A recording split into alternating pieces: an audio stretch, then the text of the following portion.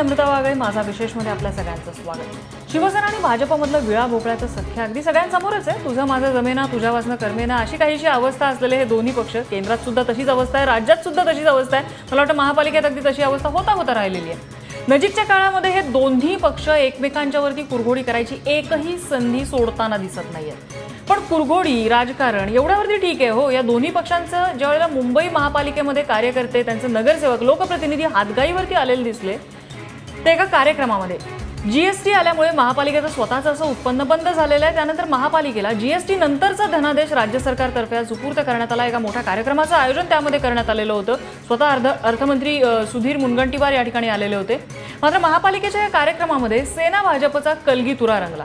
भाजपचे मकरंद नार्वेकरांना मारहाण, कार्यक्रमाच्या वेळी सेना आणि भाजपची घोषणाबाजी, उद्धव ठाकरेंचं भाषण सुरू असताना भाजप नगरसेवकांचा वॉकआउट। शिवसेना आणि भाजपमधलं शीतयुद्ध काही लपून राहिलेलं नाहीये। मात्र हा तमाशा मुंबई महापालिकेमध्ये कशासाठी? आपल्या चर्चेचा हा आपला आजचा विषय आहे। त्यासाठी माझ्यासोबत स्टुडिओमध्ये आहेत भाजपचे नगरसेवक सुनील यादव, जे स्वतः हा सगळा गोंधळ ज्यावेळेला महापालिकेत सुरू होता त्यावेळी उपस्थित होते। राजकीय निरीक्षक अजित सावंत आपल्यासोबत आहेत। राजकीय विश्लेषक अभय देशपांडे सुद्धा या चर्चेमध्ये सहभागी होतात। शिवसेनेतर्फे कोणी या चर्चेसाठी यायला मात्र नकार दिलेला आहे। सुनील यादव, तुम्ही या घटनेच्या वेळी त्या ठिकाणी उपस्थित होतात। नेमकं काय झालंय? मकरंद नार्वेकरांना मारहाण कशासाठी झाली, की मारहाण प्रत्यक्षात झाली आहे का? असं आहे की साधारण मकरंद नार्वेकर जेव्हा सुधीर मुनगंटीवार यांना रिसीव्ह करण्यासाठी खाली उभे होते महापालिकेच्या, तेव्हा त्यांना धक्काबुक्की करण्यात आली, त्यांचा हात जोरात धरण्यात आला। कारण मी 7 वाजता न्यूज बघितलं, त्याच्यामध्ये सीसी फुटेज क्लिअर दिसतंय की त्यांना फायटीने मारताना पोटावर। ही साधारण पद्धत ही शिवसेनेची का? त्यांना कोण होतं याच्यामध्ये, कशासाठी मारलं हे काही कळायला मार्ग नाही। महापालिका चालू झाल्यानंतर सुद्धा ज्या पद्धतीने महापौरांनी भाषणाची सुरुवात केली, संपूर्ण सभागृह शांत होतं। महापौरांनी असं सांगितलं की पक्षप्रमुख उद्धव ठाकरे यांच्या दबावामुळे, शिवसेनेच्या दबावामुळे राज्य सरकारने हे 647 कोटी जे काय दिलेत ते ह्याच्यामुळे दिलेले आहेत। त्याच्यामुळे आमच्या सर्व नगरसेवकांनी मोदी मोदी घोषणा त्या ठिकाणी चालू केल्या आणि मी पॉझिटिव्ह घोषणा देत होतो। आम्ही निगेटिव्ह घोषणा त्या ठिकाणी कोणाच्या विरोधात आम्ही दिलेलं नाहीये। आणि मला असं वाटतं की प्रत्येक ठिकाणी दादागिरी, म्हणजे सभागृह चालू होतं आणि सर्वात शर्मेची बाब मी तुम्हाला सांगतो की सभागृहामध्ये राष्ट्रगीत चालू असताना सुद्धा त्या ठिकाणी बाहेर हे घोषणा देत होते शिवसेनेची सर्व लोक, म्हणजे राष्ट्रगीताचा सुद्धा त्यांनी अपमान केलाय। आणि हीच पद्धत, आणि कोणी त्यांना थांबवायला जाईना। समोर पक्षप्रमुख बसलेले आहेत, तर त्यांनी ह्या सर्व घटनेमध्ये जर आम्ही मोदी मोदी म्हणतोय, शिवसेनेची लोक चोर आहेत, तर चोर कोणाला म्हटलं त्यांनी? हा माझा प्रश्न आहे। आणि जर चोर कोण आहे हे त्यांनी सिद्ध करून दाखवावं। कारण आम्हाला असं वाटतं की आमच्या देशाचे पंतप्रधान आहेत, ते जरी पक्षाचे प्रमुख असले तरी अख्खा मोदींना समजण्यासाठी शिवसेनेला जेवढा वेळ घेतायत ते, जेवढा मोदींच्या विरोधात ते लोक बोलतायत ते, हळूहळू महाराष्ट्रामध्ये परिस्थिती अशी झाली की सर्व महाराष्ट्र शिवसेना साफ होत चालली। मुंबई महानगरपालिकेत सुद्धा भारतीय जनता राज्यातली परिस्थिती वेगळी, आपण आता त्या विषयावर जाऊया नको, तो खूप मोठा विषय। आज आपण महापालिकेत जे काय घडलं तो सगळा तमाशा महापालिकेमध्ये होतोय। कुठेतरी नैतिकतेवरती प्रश्नचिन्ह या ठिकाणी उभं राहतं। दोषी जो कोणी असेल तो। अजित सावंत, तुम्ही या घटनेकडे कसं बघता? यामध्ये दोषी कोणाला धरायचं, भाजपला की शिवसेनेला? मी अगदी अत्यंत मूलभूत प्रश्न नम्रता मला विचारायचा आहे। खरं म्हटलं तर अशा उत्सवी कार्यक्रमाची आवश्यकता होती का? पैसे जनतेचे, ते जनतेच्या वापरासाठी महापालिकेला मिळत आहेत, त्या आयुक्तांकडे त्याचा धनादेश देता आला असता। परंतु आपण काहीतरी फार मोठं केलंय अशा आविर्भावात या दोन्ही पक्षांनी मिळून हा कार्यक्रम करण्याचा घाट घातला। आणि पंतप्रधान मोदी झाल्यापासून त्यांच्या पावलावर पाऊल ठेवून असे उत्सवी कार्यक्रम करायचे आणि आपली छबी कशी झळकत राहील प्रसार माध्यमांमधून याची काळजी घ्यायची, याची दक्षता आता राजकीय नेते घ्यायला लागलेत। आणि म्हणून हा उत्सवी कार्यक्रम आयोजित केला होता। 647 कोटी रुपये हा पहिला हप्ता दिला।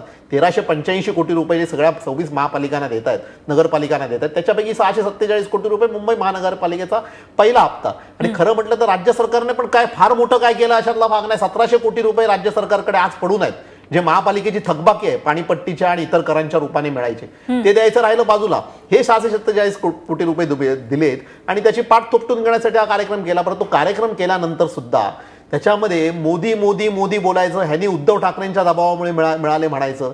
पैसे लोकांचे आहेत, त्यात तुम्ही आपसात भांडवल याच्यामध्ये जनतेच्या हिताचे जे प्रश्न आहेत या मुंबई शहरामधले, आज साथीचे रोग पसरलेले आहेत मुंबईमध्ये, कचऱ्याचे ढीग आहेत, नाले सफाईचा प्रश्न आहे, रस्त्यावरचे खड्डे आहेत, रस्ते बांधणीमधला भ्रष्टाचार आहे, ह्या सगळ्याकडे लक्ष द्यायला ह्यांना वेळ नाही. आणि अशा कार्यक्रमांमध्ये कार्यक्रम आयोजित करायचे आणि आपली पाठ थोपटून घ्यायची आणि आपण काहीतरी केलंय ते दाखवताना एकमेकांवर कुरघोडी करण्याचा प्रयत्न करायचा. ह्याच्यामधून हे सगळं घडलेलं आहे, हा तमाशा घडलेला आहे. आणि मला असं वाटतं की ह्या दोन्ही पक्षांचं रूप हे स्पष्ट झालंय जनतेसमोर की मुंबई शहरातल्या जनतेच्या हिताशी यांना देणं घेणं नाही, यांना आपलं राजकारण करायचं, एकमेकाला कुरघोडी करायचं असं मला वाटतं. बरं, अभय देशपांडे, शिवसेना भाजपमधलं शीतयुद्ध आपण नेहमीच बघत आलो, तिथपर्यंत ठीक होतं. हातापाईवरती जेव्हा हा प्रकार होतो आणि तो सुद्धा मुंबई महापालिकेमध्ये, राज्याच्या राजधानीमध्ये, काय म्हणायचं की दोन पक्षांमधलं सध्याचं जे वातावरण आहे त्याचं कधी ना कधी कुठे ना कुठे अशा प्रकारे त्याचा प्रदर्शन होणार हे काय अटळ आहे.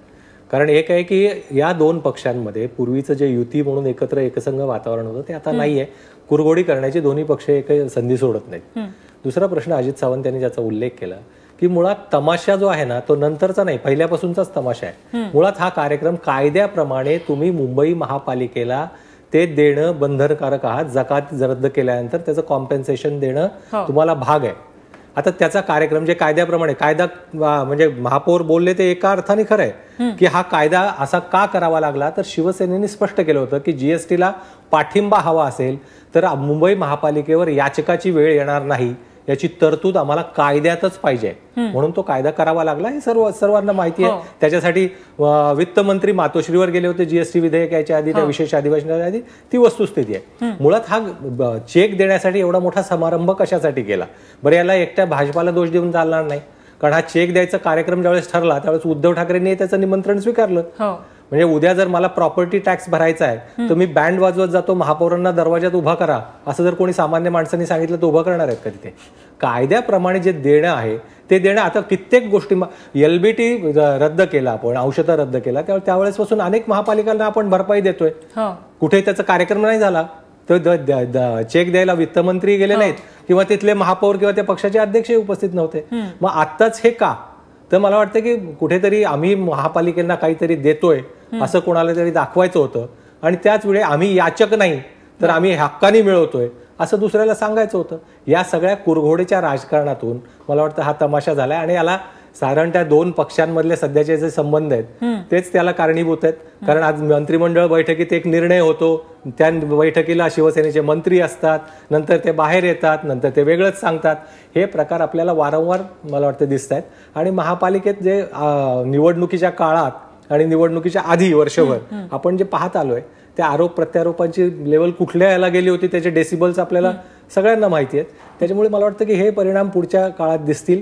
हे दोन पक्ष जोपर्यंत एकमेकाला संपवण्याच्या प्रयत्नात असतील, स्वाभाविक आहे या अशा प्रकारच्या घटना आपल्याला नेहमी वारंवार पाहायला मिळतील. सुनील यादव, जसं आता अजित सावंत आणि अभय देशपांडे दोघांनी मेन्शन केलेले, हा जनतेचा पैसा आहे म्हटल्यानंतर एवढी शोबाजीच म्हणूया आपण त्याला, ही शोबाजी कशासाठी आहे? नाही, शोबाजी नक्कीच नाहीये. तुम्ही जर सुधीर मुनगंटीवार यांचं पूर्ण भाषण ऐकलं असेल तर जेव्हा सुधीर मुनगंटीवारांचं भाषण चालू असताना शिवसेनेच्या नगरसेवकांनी म्हटलं मुंबई आमच्या हक्काची नाही कोणाच्या बापाची, या पद्धतीने सांगितलं. सुधीर मुनगंटीवारांनी सांगितलं त्या ठिकाणी की हे पैसे जनतेचा आहे आणि हा पैसा राज्य सरकार देते तर मुंबईकर नागरिकांसाठी देते आहे, ह्याच्यासाठी कोणाच्या बापाची किंवा हे काढायची आवश्यकता नाही. हे डायरेक्टली त्यांनी चेक देण्यासाठी कार्यक्रम घेण्याची आवश्यकता मुळात प्रश्न तोच आहे की एवढा मोठा कार्यक्रम करायची गरजच काय होती? मला असं वाटतं की साधारण हा ऐतिहासिक कार्यक्रम होता, हा नीट झाला पाहिजे होता. पण ज्या पद्धतीने तिकडे चोर आहे किंवा बापाची किंवा त्या नगरसेवकांना मारहाण करण्याची, त्याच्यामुळे वातावरण खराब झालं नाही तर चांगलं वातावरण. म्हणजे एलबीटी रद्द झाला त्याही वेळेला महापालिकेला अशा प्रकारे मला वाटतं अभय देशपांडे मदत करण्यात येतच होती. आता काय जीएसटी आलाय म्हणून त्याला इतिहास प्राप्त झाला, त्याला म्हणून ऐतिहासिक कार्यक्रम म्हणायचा? बरोबर आहे, पण या कार्यक्रमाचा उद्देश या पद्धतीने होईल असं कोणालाही वाटलं नसेल. पण ज्या पद्धतीने ते नगरसेवक वागले, ज्या पद्धतीने मारहाण केली, उद्देश या पद्धतीने होईल हे नक्की अपेक्षित नसेल. पण उद्देश नेमका काय होता या कार्यक्रमामागचा? उद्देश लोकांना कळावं की आम्ही चांगलं काम करतोय, जे महाराष्ट्र सरकाराने जे सुधीर मुनगंटीवारांनी शब्द दिला होता की मी पहिला हप्ता ऍडव्हान्स मध्ये मी येऊन देणार शब्द स्वतः. नाही हो, कायद्यात तरतूद आहे दर कायद्यात महिन्याच्या जरी केला 5 असेल, तारखेला द्यावे आणि लागेल. धनादेश तुम्ही देऊ शकता ना नाही, आयुक्तांना. तरी सुद्धा त्या कायद्याचा अंमलबजावणी करणं हे भारतीय जनता पार्टीचं काम आहे. जे बोलले त्याच्यावर खरे उतरले अहो, पण म्हणून मग ते आले त्या यामध्ये तुम्ही ठिकाणी. त्याला ऐतिहासिक कार्यक्रम वगैरे दर्जा देताय, हे ते नियमात आहे, कायद्यात आहे, ते हो ना. त्यांनी पूर्तता अहो, केलेली याच्या आहे. अगोदर सुद्धा काँग्रेसचं 15 वर्ष शासन होतं. एक गोष्ट म्हणायची आणि करायचं नाही, पण आम्ही बोलतो ते करतो. काँग्रेसने सुद्धा मला वाटतं शांततेतच एलबीटीची भरपाई दिलेली असेल, एवढा कधी मोठा कार्यक्रम केलेला नसेल.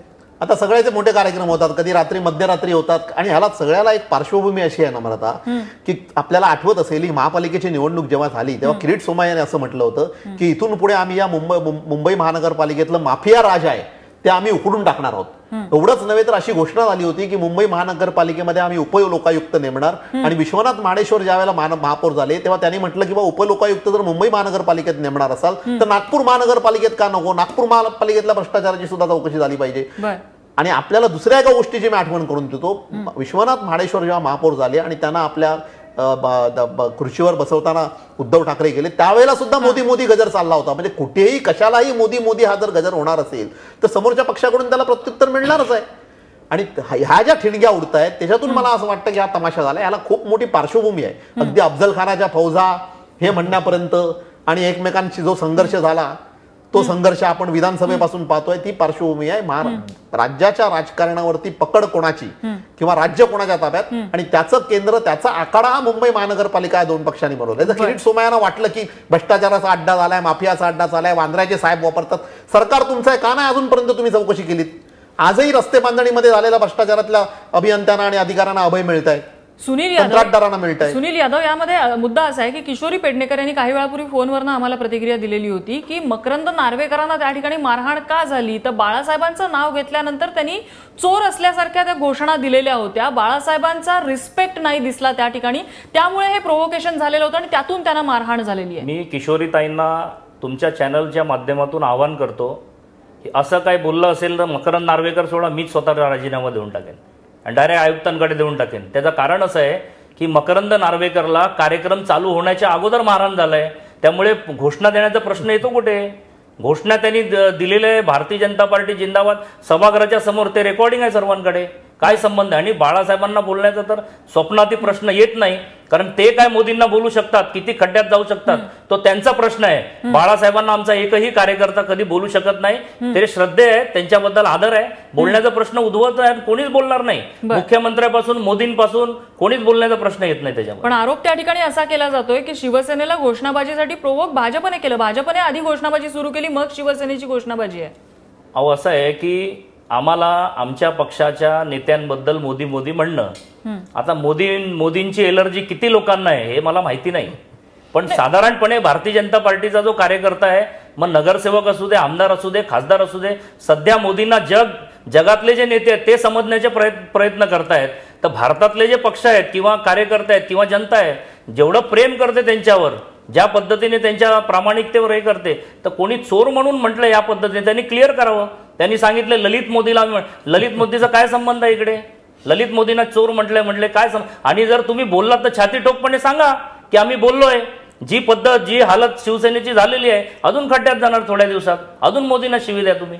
अजित सावंत, शिवसेनेने दिलेलं हे म्हणजे केविलवाणच स्पष्टीकरण आहे हो, की मोदी म्हणजे आम्हाला काय माहिती कोण कुठचे मोदी, आम्हाला वाटलं ललित मोदी म्हणून आम्ही चोर आहे म्हणून. देशाच्या पंतप्रधानाला जर त्या गौरवशाली परंपरा असणाऱ्या सभागृहामध्ये कोणी त्याला चोर म्हणत असेल तर ही अत्यंत अशी घृणास्पद अशी गोष्ट आहे आणि तिचा निषेध हा व्हायलाच पाहिजे. आणि म्हणूनच मी म्हणतो की एकमेकांवर कुरघोडी करण्याच्या नादामध्ये या दोन्ही पक्षांनी ताळतंत्र सोडलेलं आहे आणि त्याला फार मागची पार्श्वभूमी आहे. ती पार्श्वभूमी विधानसभा निवडणुकीपासून महापालिका निवडणुकीपर्यंत आहे आणि ते करताना हे ह्या मुंबई शहरातल्या जनतेचं हित ह्यांच्या डोळ्यासमोर नाही आहे, लक्षात घेतलं पाहिजे. मुंबई शहरामध्ये आज अनेक प्रकारचे प्रश्न आहेत. स्वाईन फ्लू, डेंग्यू सारखे आजार हातपाय पसरतायत, अनेक जण मृत्युमुखी पडतायत, कचऱ्याचे ढीग सगळीकडे झाले आहेत, रस्ते बांधणीमधला भ्रष्टाचार आहे. हे सगळ्या ह्या प्रश्नांवरती लक्ष केंद्रित असतं. महानगरपालिकेतल्या शाळांमधल्या शिक्षणाचा दर्जा खालावतोय, ह्या प्रश्नांवर लक्ष केंद्रित करण्याऐवजी हे एकमेकांवर कुरघोडी करण्याच्या प्रयत्नांमध्ये वेळ फुकट घालवत आहेत आणि असे उत्सवी कार्यक्रम करून स्वतःचं हसं करून घेत आहेत असं मला वाटतं. नाही, मला वाटतं नम्रता फक्त एकच की याच्यामध्ये हा चेक देण्यापेक्षा या कार्यक्रमाच्या निमित्ताने त्याचं श्रेय घेणं मुंबई महापालिकेचं, या श्रेयाच्या मुख्य लढाईतून हा सगळा प्रकार झालेला आहे. आजच्या या कार्यक्रमाच्या निमित्ताने आपल्याला थोडंसं शक्ती प्रदर्शन करता यावं आणि त्याच्यातून आपण ते श्रेय पूर्ण घेऊ की मुंबई महापालिका जरी जकात बंद झाली तरी याचं सगळं मुंबई महापालिकेची जी विकास कामं आहेत ती राज्य सरकारने दिलेल्या चेकवर चालू आहेत. ते आम्ही त्याचं श्रेय घेणार. या श्रेयवादातून मला वाटतं की याचं सगळी ठिणगी पडलेली आहे. कारण आजच्या म्हणजे याच्या परिस्थितीची मी ज्यावेळेस माहिती घेतली महापालिकेतल्या काही मित्रांकडून त्यावेळेस लक्षात आलं की याची साधारणतः ठिणग्या हा कार्यक्रम सुरू व्हायच्या आधी सुरू झाल्या होत्या. ह्या घोषणांचं युद्ध किंवा आधीचा जो प्रकार मगाशी यादव यांनी सांगितलं की सभा सुरू होण्यापूर्वीच झाला. म्हणजे या सगळ्या दोन्ही शक्ती प्रदर्शन ज्यावेळेस दोन्ही बाजूनी सुरू झालं श्रेयासाठी त्यावेळेसच ठिणगी पडली होती आणि मग ते प्रकरण दोन्ही बाजूच्या नेत्यांच्या हाताबाहेर गेलं आणि आता त्याचा दोष एकमेकांवर ढकलण्याचे मला वाटतं त्याची स्पर्धा चालू आहे. श्रेय आणि अपश्रेयाच्या लढाईच मला वाटतं प्रत्येक ठिकाणी हे खटके उडत आहेत आणि त्यातलाच आजचा एक प्रकार होता. एक्झॅक्टली. म्हणजे सुनील यादवांना मला त्याच संदर्भातला प्रश्न आहे की तुम्ही म्हणालात की मोदींवरती जनतेचं प्रेम आहे वगैरे, त्या मोदींवरती असलेलं जनतेचं प्रेम दिसलं निवडणुकीमध्ये, त्यांना निवडून दिलेलं आहे, अगदी म्हणजे क्लिअर मॅन्डेट त्यांना दिलेलं आहे. पण प्रत्येक गोष्टीमध्ये जे त्या संस्थेचं म्हणजे आता हा चेक हे महापालिकेचा हक्काचा आहे, इथल्या जनतेचा हक्काचा आहे म्हटल्यानंतर त्याच्यावरती मोदींचं लेबल कशाला लावलं पाहिजे? प्रत्येक ठिकाणी मोदी प्रेम आलं तर ते थोडं अवजड होईल असं नाही वाटत? बिलकुल नाही. मी सुद्धा नगरसेवक झालोय मोदींमुळेच. त्यामुळे आम्हाला देवेंद्र फडणवीस मुख्यमंत्री झाले मोदींमुळेच, महाराष्ट्रामध्ये सरकार आलं मोदींमुळेच आणि महाराष्ट्रामध्ये जे काय डेव्हलपमेंटची काम चालू आहे, जे देवेंद्र फडणवीस करतायत ते मोदींच्या आदर्शांमुळेच. त्यामुळे मोदींना सोडून भाजप चालणारच नाही, प्रश्नच येत नाही त्याच्यामध्ये. अनेक नगरसेवक आमचे सांगतील आमचे 82 संख्या इतिहासामध्ये कधीच नव्हती. फर्स्ट टाइम 82 नगरसेवक झाले. दुसऱ्यांवरती लादायला गेलात तर कसं होणार? दुसऱ्यांवरती कुठे लादतोय आम्ही? दुसऱ्यावरती लादायचा आम्ही प्रश्नच नाही. जेव्हा मी सांगितलं महापौरांनी दबाव बिबावचं भाषण केलं तेव्हा आम्ही मोदी बोललो. पहिले कोणीच काही बोलत नव्हतं, त्यामुळे हा विषय वाढला. नाही, पण सुरुवातीपासून आजचं जे सभा सुरू होण्यापूर्वीचं जे वातावरण होतं, मला सांगा यादव साहेब तुम्ही की ही सभा सुरू होण्यापूर्वीच खटका उडाला ना? मला एक घटना दाखवा भाजपच्या एका कार्यकर्त्यांनी खटका उडवण्यासाठी काहीतरी केलंय. एक तरी एक्झाम्पल द्या ना मला. दिसतंय आपल्याला टीव्ही मध्ये. बरोबर आहे, शिवसेनेचे लोक डायरेक्ट दादागिरी करून त्या मकरंद नार्वेकरला मारायला निघतात. ही कुठली पद्धत आहे? बरोबर आहे तुमचं. ह्याच्यामुळे काय मिळणार? हे मुंबई शहरचे नागरिक बघतायत.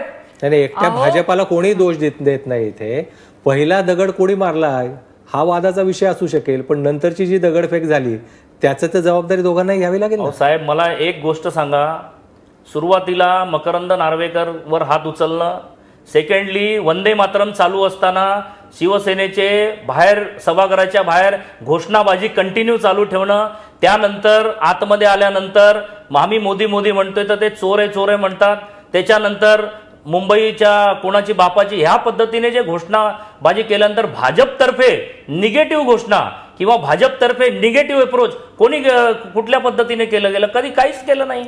आणि जर नाही पण तुम्ही एक सांगा, म्हणजे साधा आपण लॉजिकल एक थोडंसं बोलूया सुनील यादव, की कार्यक्रम आहे अशा ठिकाणचा चित्र असं दिसते की शिवसेनेला सुद्धा वाटतंय की आमच्या दबावामुळे हे सगळं झालंय, भाजप म्हणते की आम्ही मदत करतोय म्हणून हा सगळा चेक आलेला आहे, दोन्ही पक्ष म्हणतात की आमचं क्रेडिट आहे. अशा क्रेडिटच्या कार्यक्रमात, श्रेयाच्या कार्यक्रमामध्ये कोणी अशा प्रकारे गालबोट लावण्याचा प्रयत्न करेल का? काहीतरी ठिणगी तर पडलेली असेलच ना तिथे. मी म्हणतोय का तुम्हाला की हे जे घटना घडल्या, तुम्हाला परत सांगितलं मी, त्या घटनेमुळे जेव्हा सर्व गोष्टी निगेटिव्ह झाल्या आणि निगेटिव्ह पद्धतीने दादागिरीने किंवा गुंडगर्दीने तुम्ही जर सभागृह चालवत असाल, बाहेर तुम्ही मारत असाल, तर भारतीय जनता पार्टीने काय म्हणजे बांगड्या घालून घरी बसायचं किंवा घोषणा पण करू नये, शांत बसावं, मार खावं तिकडे, ही अपेक्षा आहे का? आता हे होणार नाही. 100 आम्हाला माहिती नाही की या पद्धतीने जी दादागिरी केली त्यांनी, आम्हाला काही माहिती नाही. आम्ही जे नगरसेवक होतो सर्व नगरसेवक आम्ही उपस्थित राहिलो. संख्या विंख्या घेऊन हे मारामारी करणं हे जे प्रकार आहे हे पूर्ण मुंबईकर जनता बघते आहे ज्या पद्धतीने. बरं, तुम्ही म्हटलं तुम्ही सीसीटीव्ही फुटेज बघितलं, तर कोण कोण होते त्या ठिकाणी ही जी मारहाण करण्याची गर्दी होती शिवसेनेची? आणि होते कोणी नगरसेवक तुम्ही आयडेंटिफाय केले? मी आयडेंटिफाय करू शकत नाही कारण पूर्ण बघितलं नाही मी. पूर्ण बघितलं नाही, पण मी मकरंद नार्वेकरला बघितलं की त्याच्या हाताच्या उजव्या साईडला अख्खा ग्रीन झालं होतं खेचून त्याला. या पद्धतीने आपण काय सभागृह चालवणार किंवा या पद्धतीने आपण दादागिरी करून काय म्हणजे त्याच्यामध्ये काय मिळणार आहे शिवसेनेला? मलाही कळलं नाही ते. नाही, की आता मला सांगा, लोकशाही यादव साहेब. पद्धतीमध्ये तुम्हाला कुठला विषय मांडायचा असेल सभागृहात मांडा किंवा लोकशाही पद्धतीने तुम्ही मीडियामध्ये बोला, तुम्ही आंदोलन करा, पण दादागिरी करून मारून चोर आहे ह्या सर्व घटना बोलणं म्हणजे हे एका देशाच्या पंतप्रधानाला तुम्ही बोलण्याचा प्रयत्न करतात, म्हणजे ही कुठली बाब आहे मला सांगा ना, निषेधार्थ नाही आहे का हे? नाही, आता मला सांगा, निवडणुकीनंतर निवडणुकीत जे झालं ते विसरून तुम्ही महापौर पदाच्या निवडणुकीत शिवसेनेला सहकार्याची भूमिका घेतली होती. त्याच्यानंतरही हे सगळे प्रकार सुरू असताना भाजपाची पुढच्या काळात महापालिकेतली काय भूमिका राहणार आहे? राज्यात किंवा महापालिकेत हा पक्ष सहयोगी पक्ष म्हणून राहणार आहे का त्यांच्या या सगळ्या प्रकारानंतर? नाही, त्याचं उत्तर मगाशी त्यांना चर्चेच्या सुरुवातीला दिलं आहे की तुझं माझं जमेना. आपण त्यांच्याकडून ऐकूया ना. नाही, असं आहे की आम्हाला महानगरपालिकेमध्ये कुठलीही चेअरमॅनशिप न घेता मुंबईचा पहारेकरी म्हणून मुंबईमध्ये मुंबई महानगरपालिकेचा कारभार हा पारदर्शकतेने चालावा यासाठी आम्ही नगरसेवक म्हणून त्या ठिकाणी बसलोय. या बजेटमध्ये 36,000 कोटीचा बजेट प्रत्येक वर्षी असायचा. यावेळी भाजपच्या नगरसेवकांनी प्रयत्न करून त्यामध्ये जनतेच्या ज्या सोयीसाठी ज्या गोष्टी आहेत त्याच्यामध्ये 25,000 कोटीपर्यंत आणलं. म्हणजे साधारणपणे प्रत्येक गोष्टीमध्ये आमची पारदर्शकपणा आम्ही हाऊसमध्ये किंवा इम्प्रूव्हमेंटमध्ये किंवा स्टँडिंगमध्ये ज्या ज्या कमिटीमध्ये आमचे नगरसेवक आहेत ते मुंबईच्या भल्यासाठी मुंबईच्या नागरिकांसाठी वाटेल ते झालं तरी चालेल, पण आम्ही तुम्ही म्हणताय मुंबईच्या भल्यासाठी तुम्ही उभे राहणार. हातापायीवरती आलेलं समोर आलेलं आहे. हातापायीवर आलेल्या लोकांवर ज्या लोकांनी तुम्हाला निवडून दिले त्यांचा तरी विश्वास बसेल का की हे लोक शहराचा गाडा चालवतील? तुम्ही आम्हाला सांगा ना, आमच्यातर्फे एक तरी मारामारी आम्ही केली आहे का? आमचा काय संबंध त्या मारामारीशी? जे करतायत त्यांना तुम्ही विचारा की ज्या पद्धतीने तुम्ही दादागिरी गुंडगर्दी चालवलंय त्या पद्धतीने तुम्ही काय मुंबईचा विकास करणार मला सांगा. आता ह्यांनी भाऊनी सांगितलं की मुंबईच्या सर्व डेव्हलपमेंटमध्ये मला सांगा ना, मुंबईच्या रस्त्याची हालत काय आहे आज, नाल्याची हालत काय आहे आज, फुटपाथ आज अंधेरी स्टेशनच्या बाजूला आपण बघितलं पूर्ण पाणी भरलेलं आहे. ह्याला सत्तेत सहभागी आहात ना, तुम्हाला आम्ही सत्तेत सहभागी नाही आहोत, सत्तेत सहभागी नाही आहोत, आमचा संबंधच नाहीये. आणि मला एवढं म्हणायचं आहे की मी जेवढा कार्यकर्ता म्हणून मला समजतंय की देशामध्ये हे सत्तेत सहभागी आहेत त्यांचे मंत्री आहेत, महाराष्ट्रामध्ये सत्तेत सहभागी आहेत मंत्री आहेत. मग या पद्धतीने विरोध करणं, कंटिन्यू प्रत्येक गोष्टीमध्ये विरोध करणं, देवेंद्रजींना टार्गेट करणं, मोदीजींना टार्गेट करणं, मग सत्तेत बसतात कशाला हे मला माहितीच नाही. आम्ही तर सत्तेत बसलो नाही, आम्ही सोडून दिलं महापालिकेची सत्ता. आम्हालाही मिळालं असतं स्टँडिंग इम्प्रूव्हमेंट, आम्ही नाही घेतलं ते.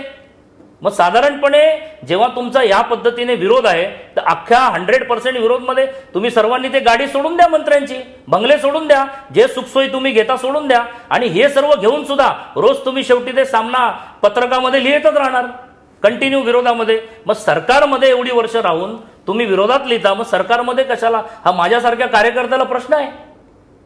अभय देशपांडे, मला एका प्रश्नाचं उत्तर आलं नाही की सहयोगी पक्ष म्हणून शिवसेनेचे आहात की नाही तुम्ही आता महापालिकेत? नाही, म्हणजे राज्याच्या सरकारमध्ये कळेल. जे चांगलं काम करतील, जनतेच्या भल्यासाठी काम करतील, आम्ही एका मिनिटामध्ये पाठिंबा देऊ. ज्या ज्या ठिकाणी भ्रष्टाचार असेल, ज्या ज्या ठिकाणी मुंबईमध्ये चुकीची काही कामं असतील त्याला महानगरपालिकेमध्ये मनोज कोटक यांच्या नेतृत्वात आम्ही महानगरपालिकेत विरोध करू. दोघंही सत्तेच्या मोहात पडलेले आहेत.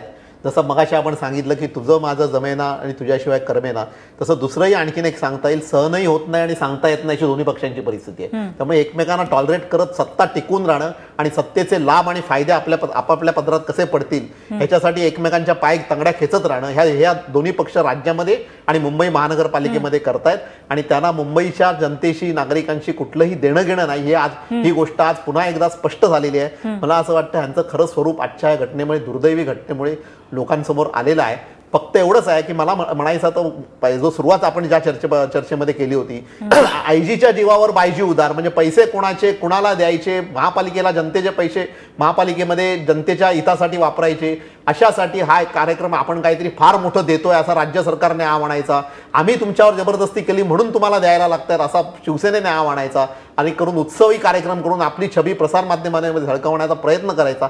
त्याच्यातून हा प्रकार आला आणि त्या प्रकाराचा आपण सर्व मुंबईकर नागरिकांनी निषेध केला पाहिजे.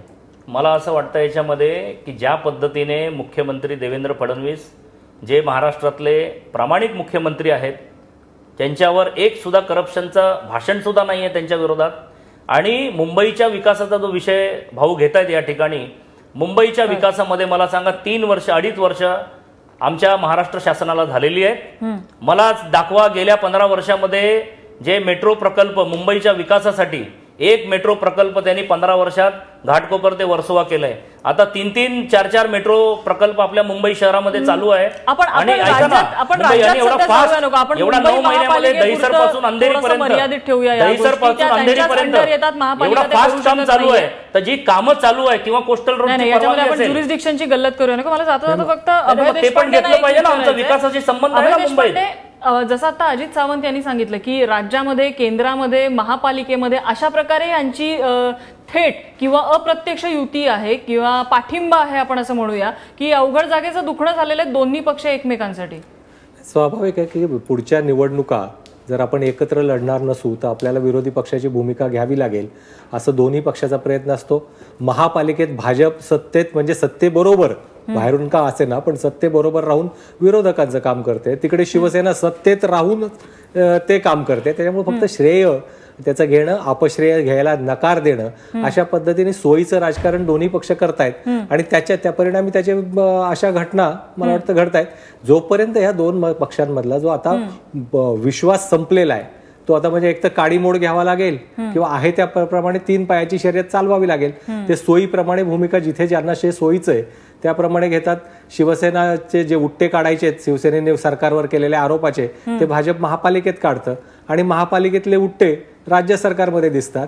ज्यावेळेस आपण 2.5 वर्षाच्या राज्य सरकारच्या कारभाराचा इथे हिशोब मांडतो त्यावेळेस 22 वर्षे या महापालिकेच्या सत्तेत आपणही होतो, त्याचाही हिशोब कुठेतरी दिला पाहिजे. आणि तो जोपर्यंत दिला जात नाही तोपर्यंत या दोन्ही पक्षांमध्ये कोण चूक आणि कोण बरोबर हे ठरवण्यात काही अर्थ नाही. नक्कीच. जसं कार्यक्रमाच्या सुरुवातीला सांगितलं होतं की तुझं माझं जमेना तुझ्या वाचून कर्मेना, अशीच काहीशी परिस्थिती या दोन पक्षांची झालेली आहे. आणि जसं आता अभय देशपांडेंनी सांगितलं की सोयीचं राजकारण चाललेलं आहे. गोष्ट फक्त एवढीच आहे की या सोयीच्या राजकारणामध्ये जनतेचा विश्वास कुठेतरी हे पक्ष गमावून बसतायत का, याचा त्यांनी कुठेतरी विचार करायला हवा. या चर्चेसाठी सर्व मान्यवरांनी वेळ दिला त्याबद्दल त्यांचे आभार. माझा विशेषमध्ये इथेच थांबतोय. बघत रहा ABP माझा.